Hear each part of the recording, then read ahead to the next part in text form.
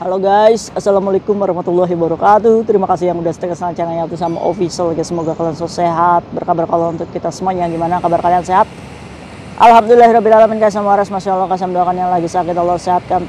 Teman Kaisam yang berjuang bermajikan tentunya diberikan kekuatan sampai finish. Teman Kaisam yang bahagia juga tentunya jangan lupa bersyukur.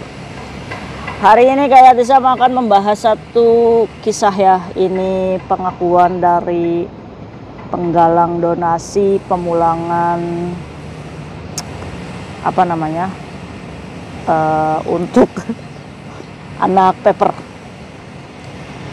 Kaisam tidak akan menyebutkan siapa orangnya dan bagaimana kisahnya, cuma ini bisa menjadikan pembelajaran untuk kita bahwa Kaisam di sini akan memperbaiki kekeliruan ya, dimana Kaisam itu kan adalah pekerja migran yang independen gitu, yang mau belajar tentang kasus teman-teman Kaisam, yang mencoba mau menjadi teman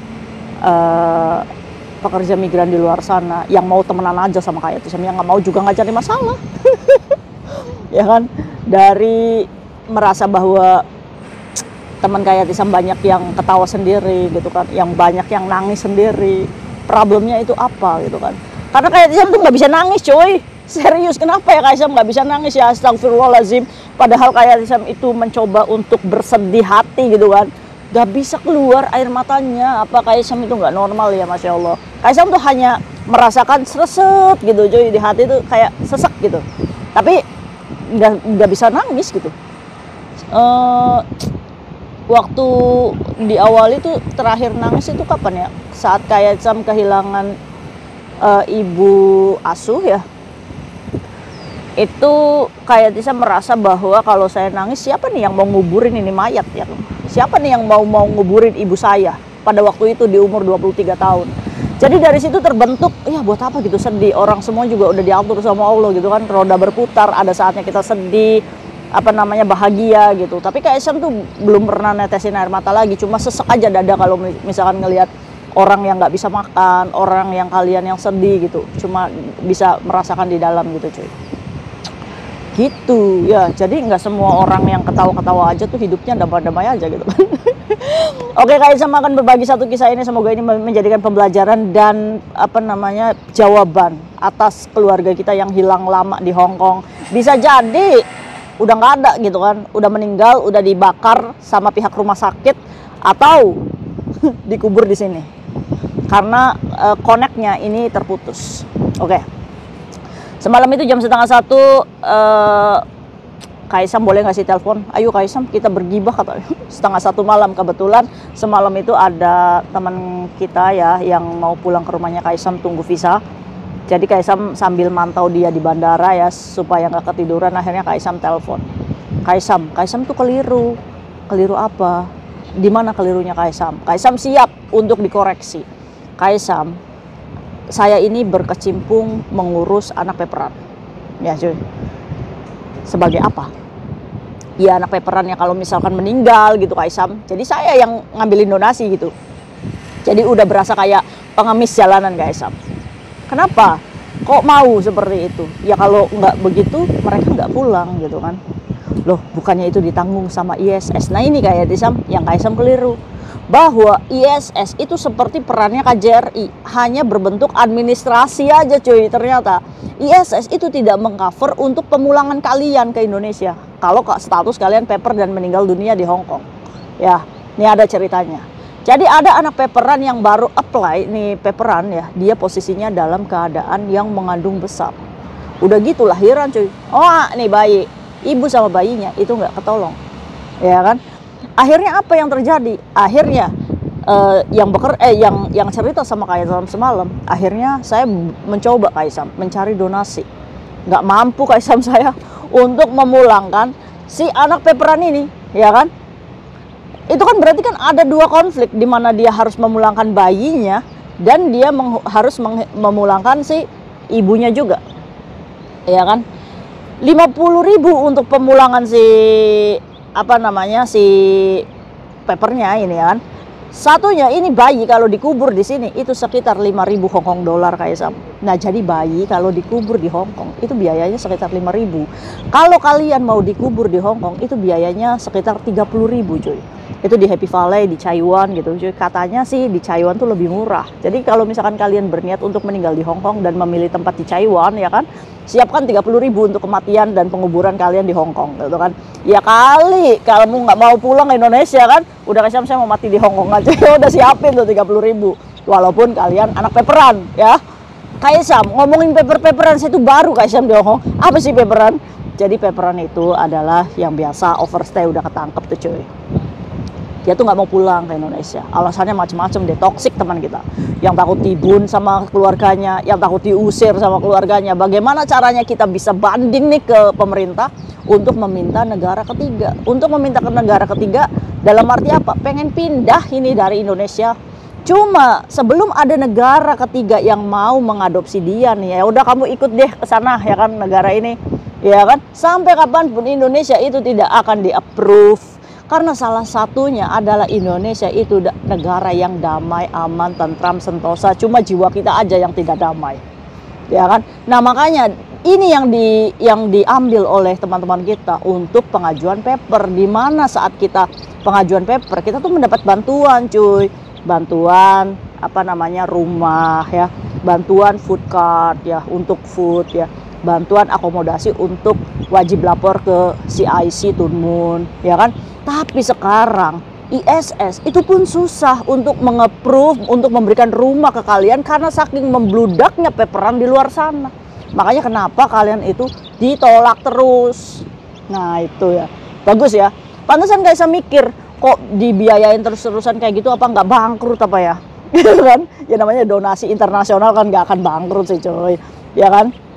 Nah itu ya, jadi selama mereka ini pengajuan ya kan banding lagi, nah mereka itu boleh nih Hong Kong menyediakan tempat untuk kalian itu menunggu proses begitu. Jadi bukan Hong Kong yang menyediakan tempat, Hong Kong itu hanya menyediakan tempat saat kalian proses mencari negara ketiga dengan jaminan saat kalian menjadi paper itu paspor kita gadaikan ke imigrasi. Nih imigrasi saya nggak mau jadi warga Indonesia nih ya kan, tapi saya mau tinggal dulu di sini nih ya kan, untuk mengelabui supaya kita tidak pulang, untuk mengelabui supaya kita bisa bekerja secara ilegal di sini. Demi apa? Cuan yang banyak. Saat kita bekerja di sini ternyata harapan tidak seindah itu cuy. Banyaknya konflik, sakit, kematian dan lain-lain ya kan. Awalnya Kaisam belum ngerti seperti ini, tapi alhamdulillah nih di luar sana pun banyak juga kok yang sayang sama Yatisam. Yatisam tolong dibenerin ya kan. Jadi kita tuh tidak boleh mengejat suatu Yatisam itu cuma cuap-cuap, salah itu yang cuap-cuapnya. Tapi Kaisam seneng nih dengan orang-orang seperti ini yang sama-sama meluruskan supaya teman-teman kita ini menjadi lebih paham ya kan. Nah sepakat ya, oke. Jadi buat kalian yang nggak mau dengerin kontennya Kaisam, nggak apa-apa wis, nggak usah didengar juga. Lagian juga ini tukang obat kok lagi ngoceh. Akhirnya cuy, tadi tuh apa tuh kasusnya tuh? Oh ya, ibu hamil yang lahiran, bayinya meninggal, ininya meninggal kan. Sampai si mbaknya ini yang cerita sama Kaisam, wah saya nggak bisa nih, nggak sanggup ini. Makanya Kaisam, saya tuh salut sama Kaisam. Kok bisa Nurjannah itu sampai 5, itu adalah kekuasaan Allah ya. Pemulangan Nurjannah juga penuh drama itu kan. Kaisam ya udah minta sama sujud aja, sujud ya Allah ya nggak tahu ya, mungkin sudah jalannya Nurjannah ya gampang. Dia ini nggak mampu untuk mencari donasi 50.000 Hong Kong dolar ditambah untuk anaknya. Akhirnya dia ini datanglah ke salah satu gereja cuy. Ya kan di situ ya. Jadi kayak Yatisam, kita tuh harus mengakui bahwa gereja, organisasi gereja di luar sana itu banyak membantu untuk pemulangan si pekerja migran ini. Pekerja migran, anak peperan ini. Banyak Kaisam yang dibantu, ya kan? Tapi dengan sistem mereka. Jadi disembayangin ala Kristiani, ya kan? Akhirnya Kaisam saya berdebat tuh di situ sama pasturnya. Jadi akhirnya di ACC Kaisam, jadi pihak gereja itu memberikan bantuan untuk pemulangan si ibunya, tapi pihak gereja mengambil anaknya. Ya kan, untuk laporan cuy, ya kan, bagaimana dia laporan untuk mendapatkan donasi lagi gitu kan. Akhirnya disetujui, tapi si mbaknya ini meminta, karena si pekerja migran ini walaupun dibantu oleh umat Kristiani, tapi ini Muslim katanya. Jadi diambil dua kesepakatan cuy. Jadi disolatin dulu ala muslim, terus yang kedua disolat ya dengan cara mereka gitu cuy. Ya mau nggak mau pilihannya mau gimana gitu kan. Akhirnya si anak peperan ini sudah tuh mendapatkan donatur dari salah satu gereja tersebut. Dengan perjanjian anaknya diambil oleh bagian pendeta itu untuk laporan cuy. Jadi anaknya dikubur di Hong Kong, ibunya dipulangkan ke Indonesia. Nah selesai.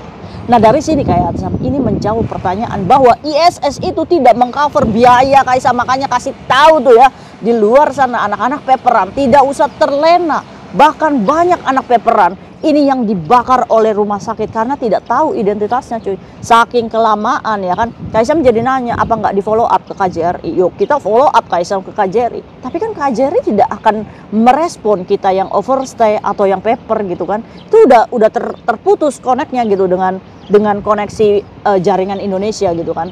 Akhirnya ya mau nggak mau dia juga nggak ada teman yang mengenali. Ini contoh ya anak paper yang dibakar oleh rumah sakit. Itu kalau misalkan dia nggak punya data, nggak bisa dilacak keluarganya di Indonesia, yang nggak tahu temannya, ujung-ujungnya dibakar di sini oleh pihak rumah sakit. Selesai. Maka dari itu nih, ini adalah jawaban di mana keluarga kita yang mungkin tahunan kayak Tisam tolong cariin ibu saya. Ya kayak Tisam tolong cariin adik saya, ponakan saya, bibi saya nggak mau pulang-pulang. Kenapa sih nggak mau pulang-pulang tuh ya? Bisa jadi keluarga yang kalian cari adalah anak peperan yang sudah meninggal dan dibakar oleh rumah sakit. Ya nobody knows, ya kan? Ya sudah cukup, tidak usah dicari gitu kan. Jadi kalau misalkan anak peperan overstay yang masih dipulangkan itu dia adalah orang yang masih ada yang kenal, tahu keluarganya. Nah bagaimana cara memulangkan dia? Ya itu tadi, donasi cuy. Bukan dari ISS. ISS hanya administrasi seperti KJRI. Saat memulangkan overstay-nya Nurjannah itu datanya dari KJRI, tapi KJRI tidak akan membackup biaya pemulangan kalian. Nah standarnya kalian pemulangan itu 50.000 Hongkong dolar. Ingat tuh. Jadi di luar sana diem-diem aja itu kenapa? Karena donasi. Itu pun mengambil donasi itu tidak segampang itu cuy. Makanya kenapa mereka itu proses pemulangannya lama, bisa 3 bulan, 4 bulan, 5 bulan. Nah itu yang harus kalian tahu ya. Jadi kalau misalkan kalian mengambil paper ya ingat-ingat tuh, jangan merepotkan orang lain, jangan merepotkan orang lain dan membebankan, apalagi kalian paperan karena hamil. Ini contohnya, hamil melahirkan semuanya meninggal. Satu dapat donasi dipulangkan ibunya, bayinya dia minta dan dikuburkan di sini hanya untuk laporan supaya keuangan itu keluar. Sedih bukan? Nah ini yang jadi lucunya nih, keluarga kita di Indonesia. Ini jawaban kenapa sih pekerja migran ini enggan untuk pulang. Ternyata faktornya adalah keluarga cuy. Dimana keluarganya ini sudah menerima nih ya mayat. Mereka masih minta donasi untuk anak-anaknya yang ada di Indonesia yang ditinggal ibunya. Kita udah merepotkan donasi pemulangan, kita juga masih minta donasi untuk keluarganya. Akhirnya si mbak yang cerita sama Kaisam saya kumpulin lagi itu. Saya kirim ke keluarganya 20 juta Kaisam. Tahu apa yang keluarganya lakuin? 100 hari kemudian dia minta donasi lagi. Memangnya segampang itu minta donasi? Nah ini watak orang Indonesia. Terus akhirnya saya bertanya, kemana bu uang yang 20 juta itu donasi? Untuk beli handphone anaknya almarhumah katanya. Ampun. Ya kan? Maksud saya Kaisam kasih uang ke mereka untuk biaya supaya mereka itu buka usaha. Bukan untuk beli handphone. Lah ini emaknya meninggal gitu kan. Nggak mikir tuh 100 juta emaknya pulang. Nah ini adalah mental yang harus kita perbaiki ya. Maka dari itu kita harus latih keluarga kita untuk sadar kalau kita tuh bukan hanya untuk foya-foya aja gitu hidup ya. Nah ini jadi kayak Tisa minta maaf, Kaisa meluruskan bahwa kalian paper overstay meninggal di Hong Kong itu kalian harus bayar sendiri. Kalian dikuburkan di sini boleh, biayanya sekitar 30.000. Kalau bayi kalian dikubur di sini pun boleh sekitar 5.000 Hong Kong dolar. Apakah penguburannya itu dibakar Kaisam? Tidak, secara Islam ya, tetap secara Islam. Di Happy Valley, Taiwan dan lain-lain juga bisa. Ya, jadi buat kalian kalau misalkan mengambil keputusan untuk jadi paper, kasih tahu dulu. Ya jangan lepas kontak begitu aja. Iya, biarin aja lah Kaisam. Saya mendingan saya dibakar sama rumah sakit aja biar nggak ngebebanin orang lain. Nah, ini adalah jiwa-jiwa yang pasrah ya. Kita nggak boleh seperti itu. Kita diberikan akal, pikiran. Untuk apa?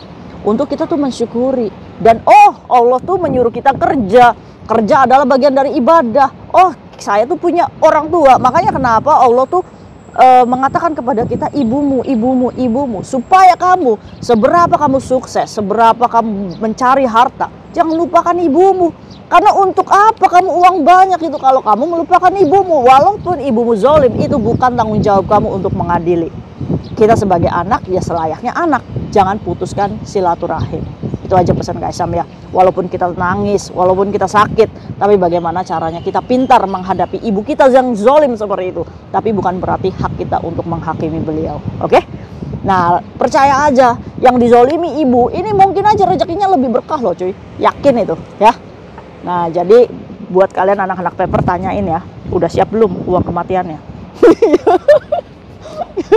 Jangan nyuruh Kaisam minta donasi lagi ya. Aduh, ini aja Ibu Martini aja sulit ya. Tapi Kaisam itu karena Ibu Martini sudah ada di kasusnya Kaisam. Hari Minggu besok Kaisam mau ke rumah sakit, mau nge-push. Hari Senin, Selasa bisa nggak Ibu Martini dikeluarkan dulu dari rumah sakit? Kalau kita nggak cepat action ya mau sampai kapan gitu kan? Masa iya Ibu Martini harus meninggal dulu di sini? Nauzubillah min dzalik ya. Walaupun kakinya kecil, yuk kita usaha aja. Bismillahirrahmanirrahim. Semoga Kaisam bisa ketemu sama dokternya hari Minggu besok ya. Kaisam juga sudah kirim surat ke imigrasi. Mudah-mudahan aja imigrasi membaca suratnya Kaisam ya. Wislillahi ta'ala aja lah. Sebelum Kaisam pensiun, Kaisam pengen Ibu Martini ini ikut pulang. Masya Allah. See you next video, bye-bye. Assalamualaikum warahmatullahi wabarakatuh. Mana nih suaranya anak paperan nih? Kesinggung nggak Kaisam ngomong? Nggak apa-apa. Ya kesinggung nggak apa-apa, berarti kalian punya perasaan. Untuk ini, kalian harus mikir, saya masih sehat nih. Apply. Cancel papermu dan segera pulang ke Indonesia. Oke? See you next video, bye-bye. Assalamualaikum warahmatullahi wabarakatuh. Bye.